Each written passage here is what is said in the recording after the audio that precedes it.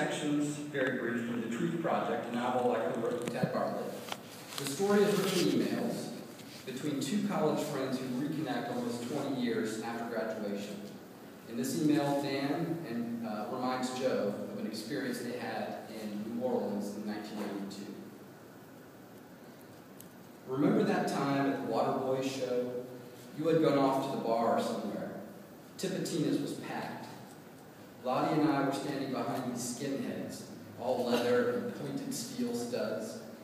The one directly in front of me was stomping his combat boots, spiking his elbows in the air, and backing into my space. I kept edging away, but the people around me pushed me forward. I was completely hemmed in. The skinhead flailed his elbow in a wide arc so it passed within inches of my nose. The bastard was doing it on purpose, trying to make it look like an accident when he finally clobbered me. Lottie saw it too. She pulled me over next to her, but the guy just re-angled his attack. He drifted back, pounding with his boots into the cement, almost on top of my toes. I put my hand out to hold him off, and he backed right into it. He whirled around. "The fuck you shoving me for?" Before I could respond, he kicked, aiming for my groin. I managed to step back and catch the boot with both hands like a sling under his heel, so he was just dancing there on one foot. His two buddies turned, bunching their hands into fists. "Let him go, you fucking hippie."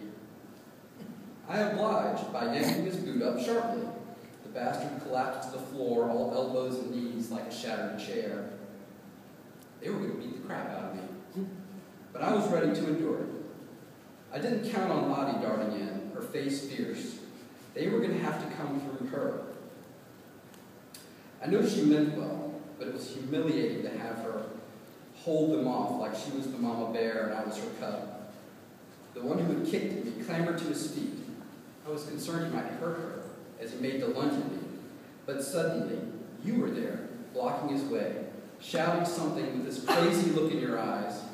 He was probably 4 inches taller and 50 muscled pounds heavier, but you stood up to him like he was nothing. I couldn't hear what you were saying, but your words crackled through the onlookers and soon they were on everyone's lips. "Stomp the skins," the crowd chanted, repeating after you. The skins looked around, 3 bullies suddenly outnumbered by dozens who felt themselves bullied. I saw the lead skin saying something and you responding, and then the 3 of them were backing away, clinging to the scraps of their tattered dignity as they headed for the door. On the drive back to Mobile, with Lottie sleeping in the back seat, I asked you what you had said to persuade the skins to leave. He asked me what kind of hippie I was, you said, laughing and making that crazy face. I told him the Charlie Manson kind.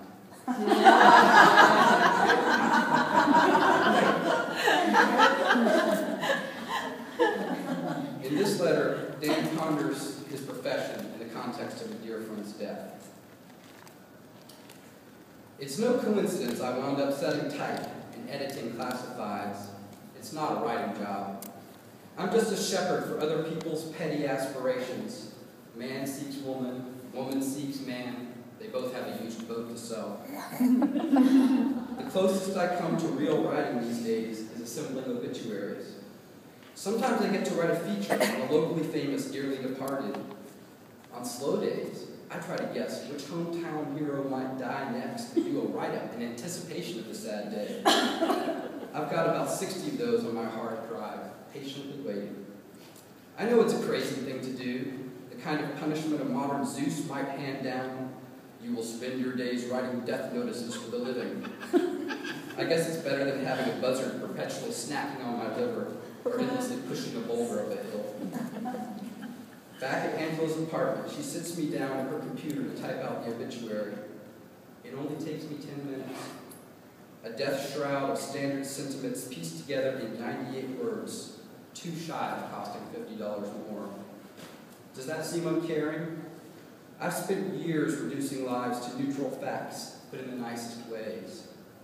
Obituaries are empty by design. The perverse and the pious both become the dearly departed in the end. We use the same cover story for our guilty relief and our deepest grief. After all, death notices are a public statement of the most private experience. It's been said we die alone, but that's not the real horror. We might die alone, the light at the end of the tunnel notwithstanding, but anyone who's alive enough to say we die alone is just trying to distract himself from the thing we know with certainty. They leave us alone